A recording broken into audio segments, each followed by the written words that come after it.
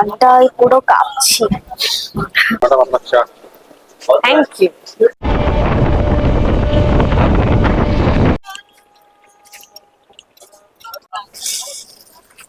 পাখির জানা 1 জুন অর্থাৎ 12 বছর। 12 বছর পর এইবার পূর্ণকুম্ভ মহামিলন উৎসব অনুষ্ঠিত হচ্ছে।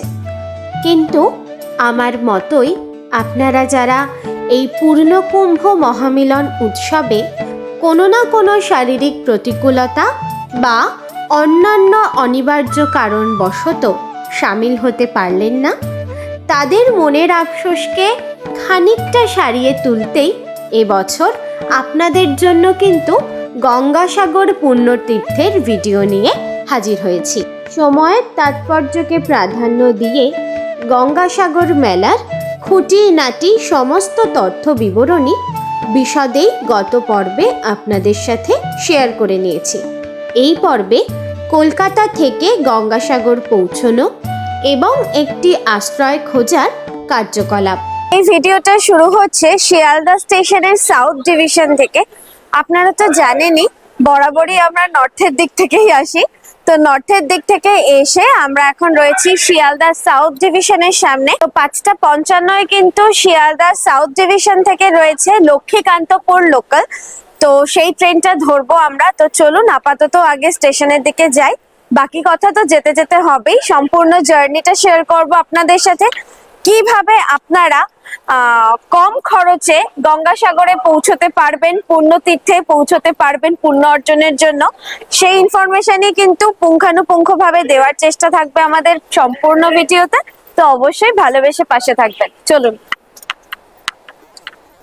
সাউথ ডিভিশনে পৌঁছে আমরা এখন অপেক্ষা করছি ট্রেনের জন্য।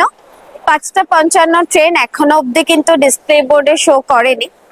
তো ট্রেন দেওয়ার আগে একটি ছোট্ট ইনফরমেশন আপনাদেরকে জানিয়ে রাখি, অবশ্যই আপনারা অনেকেই জানেন, তবুও বলি। এই গঙ্গাসাগর মেলায় কিন্তু আপনারা দুভাবে যেতে পারেন, এক হচ্ছে জলপথ আর একটা হচ্ছে স্থলপথ। তো গত বছর কিন্তু আমরা মেলা প্রাঙ্গণে পৌঁছানোর জন্য বেছে নিয়েছিলাম জলপথকে। তো সেই জার্নির অভিজ্ঞতা আমরা কিন্তু আমাদের চ্যানেলে আপনাদের সাথে শেয়ার করে নিয়েছি, চ্যানেলের মাধ্যমে ক্রুজে করে গিয়েছিলাম আমরা। আর এবছর আমরা যাচ্ছি স্থলপথে। স্থলপথেও কিন্তু আপনারা আবার যাত্রাটাকে দুভাবে ভাগ করতে পারেন, একটা সড়ক পথ আর একটা রেলপথ। তো এবার আমরা রেলপথ বেছে নিয়েছি, এটা তো আর নতুন করে বলার কিছু নেই। আর সড়ক পথের জন্যও কিন্তু রয়েছে বাস, বা যারা যারা চাইছেন নিজস্ব গাড়ি নিয়ে যেতে তারাও যেতে পারেন। তো যাই হোক, চলুন রেলপথে আমাদের জার্নিটা কিরকম হয় সেটাই আজকে শেয়ার করে নেব। তো চলুন, প্ল্যাটফর্ম কিন্তু দিয়ে দিয়েছি লক্ষ্মীকান্তপুর লোকাল। আমরা যাচ্ছি ট্রেন ধরার জন্য। দেখা যাক, মানে আগে আগে যেতে হবে, এখন তো পুণ্যার্থীদের ভিড় শুরু হয়ে গেছে। তো আগে আগে না গেলে লোকাল ট্রেনের সিট পাওয়া একটু চাপের ব্যাপার। তো আগে গিয়ে সিটটা দখল করি, তারপর আবার কথা হবে। ঠান্ডা নেই। ট্রেনে উঠে সিট তো আমরা পেয়ে গেছি। তো আপনাদেরকে তো বললামই আমরা যাচ্ছি আজকে শিয়ালদা থেকে লক্ষ্মীকান্তপুর লোকালে। তো শিয়ালদা থেকে লক্ষ্মীকান্তপুর অবধি এই ট্রেন কভার করবে টোটাল 61 কিলোমিটার যাত্রাপথ, এবং এই 61 কিলোমিটার যাত্রাপথে আমাদের কিন্তু রয়েছে 23টা স্টপেজ, বা আমরা কভার করব বা পাড়ি দেব 23টা স্টেশন। তো আপাতত আগে লক্ষ্মীকান্তপুর অবধি যাই, লক্ষ্মীকান্তপুর থেকে কিন্তু আমরা যাব কাকদ্বীপ।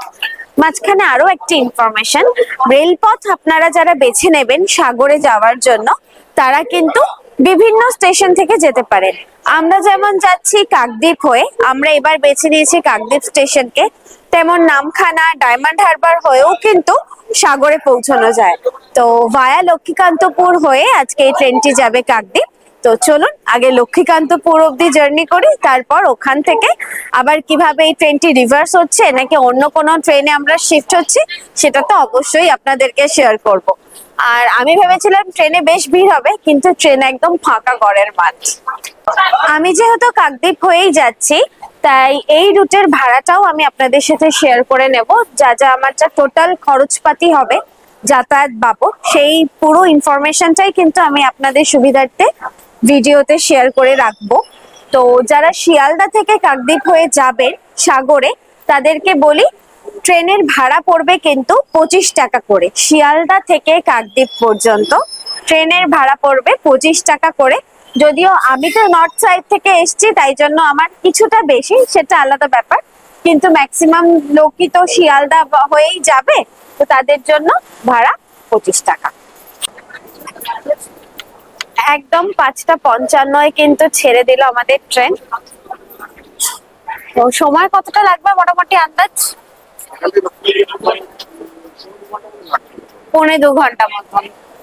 চলুন, আমারও খুব একটা আন্দাজ নেই, আমিও ঠিক জানি না, তো গেলেই জানা যাবে। সবাই একসাথে এক্সপেরিমেন্ট করি কি। চলুন এবার সিটে গিয়ে বসি, আজকে ঠান্ডা বিশেষ নেই। চলুন।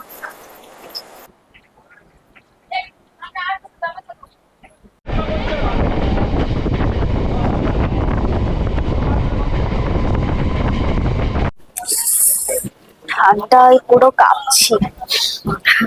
প্রথমে বলছিলাম ঠান্ডা তেমন একটা নেই, তারপরে কপিল মুনি বললো দাঁড়া দেখাচ্ছে ঠান্ডা কাকে বলে। নেমে গেছি লক্ষ্মীকান্তপুরে। এখন আমাদেরকে এখানে প্রায় ঘন্টাখানেক অপেক্ষা করতে হবে। তারপর লক্ষ্মীকান্তপুর থেকে নামখানা লোকাল ধরে আমরা যাব কাকদ্বীপ।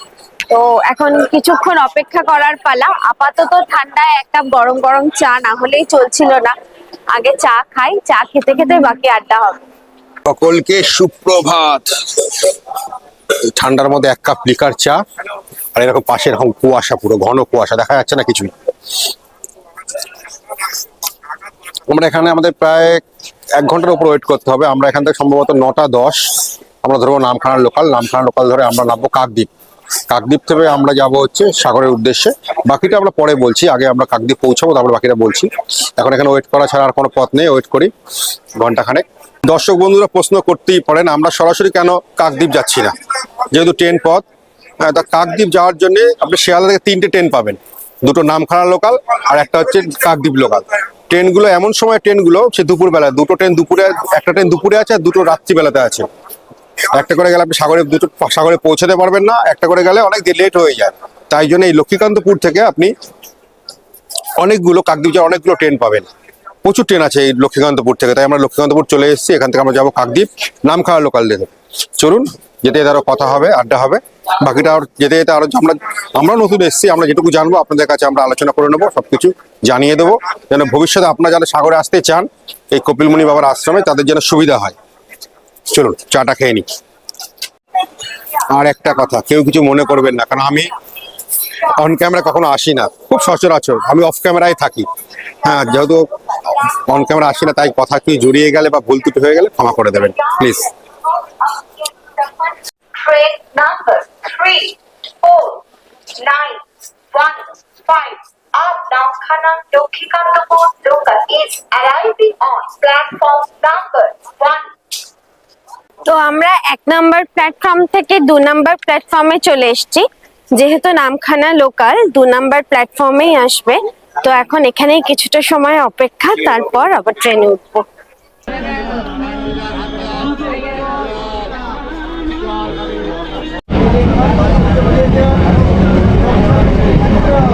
লক্ষ্মীকান্তপুর থেকে প্রায় 33 কিলোমিটারের যাত্রাপথ অতিক্রম করে আমরা কিন্তু পৌঁছে গেছি কাকদ্বীপ স্টেশনের 1 নম্বর প্ল্যাটফর্মে। এবার এখান থেকে টোটো ধরে আমাদেরকে যেতে হবে ফেরিঘাটের উদ্দেশ্যে। তো ফেরিঘাট রওনা দেব, তার আগে আপনাদেরকে দুটো কথা বলতে চাই। যারা যারা সড়ক পথে আসছেন, মানে ভাবছেন যে বাসে আসবেন, তাদের জন্য বলি ধর্মতলা থেকে তো প্রচুর বাস আছে এই সাগরে আসার জন্য। তাছাড়াও এই সময় যেহেতু লাখ লাখ পুণ্যার্থীর ঢল নামে সাগর প্রাঙ্গণে, তাই জন্য কিন্তু এই মেলার সময়টা বিশেষ করে বাবুঘাট থেকে কিন্তু প্রচুর বাস দেওয়া হয় পুণ্যার্থীদের জন্য। মানে আমাদের সরকার অনেক বাসের বন্দোবস্ত করেন যাতে এত পুণ্যার্থী সঠিকভাবে তাদের পুণ্য অর্জনের জন্য সাগর প্রাঙ্গণে পৌঁছতে পারেন, প্রথমত। আর দ্বিতীয়ত হচ্ছে, আমরা যেই ট্রেনটায় করে লক্ষ্মীকান্তপুর থেকে কাকদ্বীপ পর্যন্ত আসলাম, সেই ট্রেনটা কিন্তু আসছে শিয়ালদা থেকে। আমাদের একটা ভুল হয়েছে, ভুল মানে ভুল ইনফরমেশন আমরা পেয়েছি, তাই ভুল ভাবে এসেছি যে 7:14 যে লক্ষ্মীকান্তপুরটা শিয়ালদা থেকে ছাড়ে, সেই লক্ষ্মীকান্তপুরে কিন্তু এই লক্ষ্মীকান্তপুর থেকে আবার ডাইরেক্ট নামখানার জন্য রিভার্স হয়ে যায় ট্রেনটা। তো এটা আমাদের জানা ছিল না, তাই আমরা এসে 1 ঘন্টা আগে থেকে অনেকটা সময় বসেছিলাম। তো তাই জন্য আপনাদেরকে জানিয়ে দিলাম, যারা আগামী দিনে আসবেন তারা কিন্তু 7:14 ট্রেনটা ধরেও একদম ডাইরেক্ট কাকদ্বীপ বা নামখানার জন্য আসতে পারেন। এরকম আরো ট্রেন আছে, সেটা আমরা জানতাম না, প্রথমবার, বুঝতেই পাচ্ছেন ভুল তো হবেই এবং ভুল থেকেই শিখবো। তো চলুন আপাতত টোটো ধরি। 1 নম্বর প্ল্যাটফর্মে টিকিট কাউন্টারের সামনে থেকেই কিন্তু নিচে নেমে যাওয়ার রাস্তা, এবং নিচে নেমে গেলেই একদম দেখুন এখান থেকেই দেখা যাচ্ছে সামনে টোটো স্ট্যান্ড, ওখান থেকেই টোটো ধরে যেতে হবে ফেরিঘাট। চলুন। এতটা পথ আস্তে আস্তে যারা ভারী হয়ে যাবে, হালকা হওয়ার অপশন এখানে আছে, একটু হালকা হয়ে নেবে। চলো টোটো ধরবো, ফটাফট টোটো ধরবো চলো। আর টোটোতে কত টাকা ভাড়া নেয় সেটাও জানিয়ে দিচ্ছি। স্টেশনের বাইরে থেকে টোটো আমরা পেয়ে গেছি, আর স্টেশন থেকে ফেরিঘাট পর্যন্ত টোটো ভাড়া নিচ্ছে জনপ্রতি 20 টাকা করে। ফেরি কি সারাদিন চলে, মানে লঞ্চ চলে না? কটা অবধি চলে, কটা থেকে কটা অবধি ছিল তো তোমার ধরতে গেলে 9:30 10টা 9:30 10টা অবধি চালু হয়েছে রানিং হয়েছে, আর এখন আর নেই? আছে ভেসেল আছে এখন। ভেসেল আছে তো, 2টো 2:30 অবধি মোটামুটি পাওয়া যায়। আচ্ছা আচ্ছা। টোটো থেকে নেমে ঘাট পর্যন্ত আমাদের বেশ কিছুটা পথ হেঁটে আসতে হচ্ছে, কারণ প্রশাসনিক তৎপরতায় নো এন্ট্রি বোর্ড কিন্তু অলরেডি ঝুলিয়ে দেওয়া হয়েছে জনসাধারণের জন্য। আর স্টেশন থেকে এই ফেরিঘাট অবধি আসতে টোটোতে প্রায় 15 থেকে 20 মিনিট মতন কিন্তু সময় লেগেই যাবে, যদি জ্যাম না থাকে। আর রাস্তায় যদি প্রচুর ট্রাফিক থাকে তাহলে তো আরো সময় লাগবে। চলে এসেছি জেটি ঘাটে, অলরেডি দেখছি একটা ভেসেল কিন্তু ছেড়ে আমাদের চলে গেছে। তো চলুন চটপট দিয়ে লাইন দিই, না হলে পরেরটাও চলে যাবে। আমরা ভুল জায়গায় এসে পড়েছি, মানে আমরা যেই জেটিটা এসে পৌঁছিয়েছি সেটা হচ্ছে যানবাহন পরিবহন, বাবা সব মালপত্র পড়ে যাচ্ছে, সেটা যানবাহন পারাপারের জেটি। এখান থেকে মানুষ পারাপার হওয়া যায় না, তো আমাদেরকে আরো একটু এগিয়ে গিয়ে বাদিকে গেলে সেখান থেকে কিন্তু লোক পারাপার হওয়ার ভেসেল গুলো ছাড়া হয়। তো চলুন। জেটি নাম্বার 1 থেকে কিন্তু আমাদের ভেসেল ছাড়বে, ছেড়ে যাবে কচুবেড়িয়া ঘাট পর্যন্ত। তার মূল্য 9 টাকা জনপ্রতি। টিকিট সংগ্রহ করে নিয়েছি, এখন যাব জেটি ঘাটে ভেসেলের জন্য। তো কচুবেড়িয়া ঘাট অব্দি গিয়ে তারপরে কিন্তু আমাদেরকে আবার বেশ কিছুটা রাস্তা সড়ক পথে যেতে হবে। চলুন।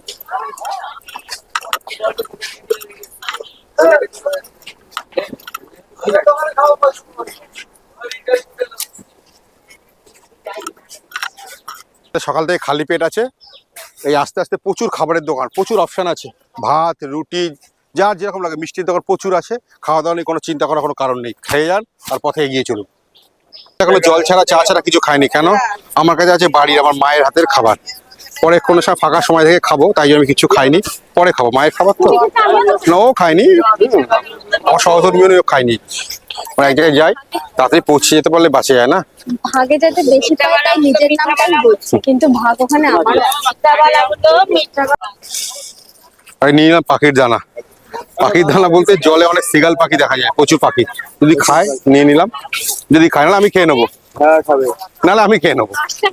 10 টাকা করে। আপনি খেয়ে নেবেন।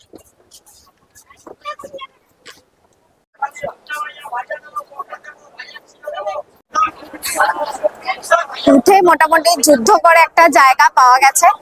তো কর্তা মশাই এসে আগে সিটটা ধরেছিলেন, তার সিটটা আমাকে ছেড়ে দিয়ে তিনি দাঁড়িয়ে আছেন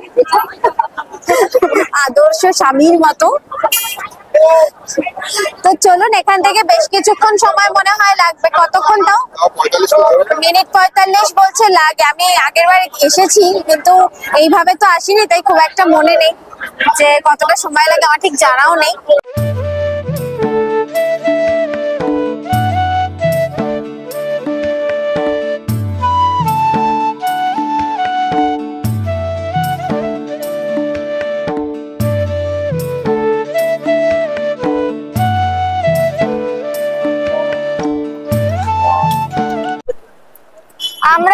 পেয়ে গেছি গাড়িতে, তো গাড়ি পেতে বেশ সমস্যা হচ্ছিল।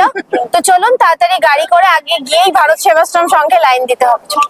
এর আগের বার গঙ্গাসাগর মেলার পৌঁছানোর একটা লাক্সারিয়াস জার্নি আপনাদের সাথে শেয়ার করেছিলাম। এবার আমার আপনার মতো রোজ দিন খেটে খাওয়া মানুষের যেভাবে আর কি যাতায়াত করার সামর্থ্য, সেই অনুযায়ী আমরা যাতায়াত করছি, কারণ সবার তো ক্রুজে যাওয়ার সামর্থ্য হয় না। আমাদেরও সেই বিলাসিতা করার সামর্থ্য খুব একটা যে থাকে সব সময় সেটা নয়, শখ মেটানো বলতে পারে। তো এ কি গায়ে পা দিয়ে দিচ্ছিস তো? এমনি কি এখানে জায়গা নেই? কিভাবে যাচ্ছে লোকজন, কোথাও জায়গা নেই, হাত পা ফেসে কারোর বডি ভিতরে মাথা বাইরে। দেখুন একবার, সামনেটা দেখো। বুঝতেই পারছেন মেলার এখনো 7 দিন বাকি, এখন এই অবস্থা। যত দিন যাবে তত চাপ বাড়বে, তখন কি হবে ভাবলেই ভয় লাগে।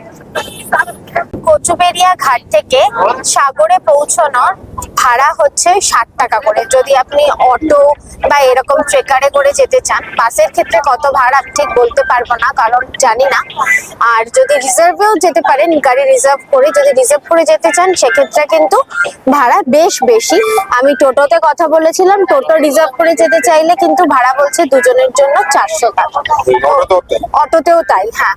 তো আমি ওখানে কথা বলতে পারিনি, ওখানে গান চলছিল, বোঝেনি তো কপিরাইট ক্লেমের একটা সমস্যা থাকে, তো তাই জন্য এখন গাড়িতে উঠে বললাম। শরীর হাল বেহাল, একেবারেই বেহাল। এখন দেখা যাক থাকার জায়গা কোথায় পাওয়া যায়, একটু মাথা গোজার আশ্রয়। চলে এসেছি সাগরে। জয় বাবা কপিল মুনি কি।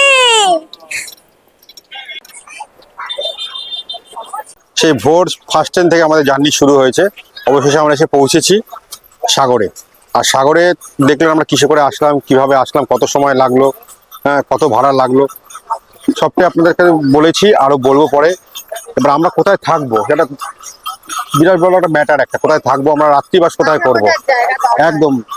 হ্যাঁ খাওয়া তো আছেই, তার সঙ্গে মাথা গোজার জায়গা একটা দরকার। একটা ছেলে মানুষ হলে রাস্তাঘাটে শুয়ে পড়লো, যেহেতু স্ত্রী নিয়ে এবার এসেছি, বাচ্চাকে আনি সঙ্গে, একটা তো রুম দরকার, তাই আমরা বেছে নিয়েছি আগের বারের মতনই ভারত সেবাশ্রম সংঘ। এখানেই আমরা রয়েছি। চলুন আসুন, ভেতরে আসুন, আমি দেখাচ্ছি।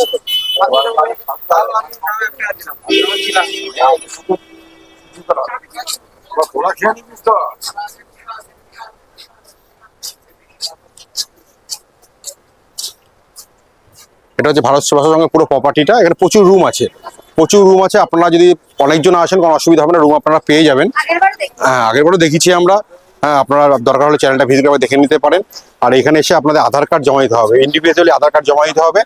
আধার কার্ডে সেলফ অ্যাটেস্টেড থাকবে, অ্যাটেস্টেড থেকে আধার কার্ড জমা দিয়ে আপনাদের লোক অনুযায়ী আপনাদের রুমের ভাড়া ধার্য করা হবে। যেহেতু আমাদের দুজন আছে, আমাদের থেকে নিল 500 টাকা, এরকম এক একজনকে ধার্য করে, লোক হিসাবে ধার্য করা হয়। তা চলুন, এবার তো অনেক কথা হলো। ও আর হ্যাঁ, ভালো কথা বলতে ভুলে গেছি, আমাদের কলকাতা থেকে মানে শিয়ালদা স্টেশন থেকে আমাদের সাগর অব্দি আসতে খরচা হলো ইন্ডিভিজুয়ালি মানে পার হেড 114 টাকা করে। সবচেয়ে কম পয়সায় আমরা সাগরে এসেছি এবার। আগেবার তো ক্রুজে করে এসেছিলাম, আপনারা দেখেছেন সেই ভিডিও, কিন্তু এবার আমরা কম পয়সায় এসেছি। আপনারা আসুন, এই ভিডিও দেখে আপনাদের একটু যদি উপকার হয় আমরা ধন্য হব। রাত্রিবাসের জন্য আমরা তো বেছে নিয়েছিলাম ভারত সেবাশ্রম সংঘকে, কিন্তু আপনারা যদি চান ভারত সেবাশ্রম সংঘের আশেপাশে বেশ কয়েকটি গেস্ট হাউসের নাম এবং ফোন নাম্বার আমি স্ক্রিনে শেয়ার করে রাখলাম, প্রয়োজন হলে যোগাযোগ করতে পারেন। তাহলে আজকের ভিডিওটা আমরা এখানেই শেষ করছি। আপনারা ভালো থাকবেন। আর আপনারা যদি আমাদের মধ্যে আসতে চান আসতে পারেন, এতে কোনো অসুবিধা হবে না। একটু টাইম বেশি লাগছে, কিন্তু অসুবিধা কিছু হবে না। চলুন টাটা, আজকের মতন।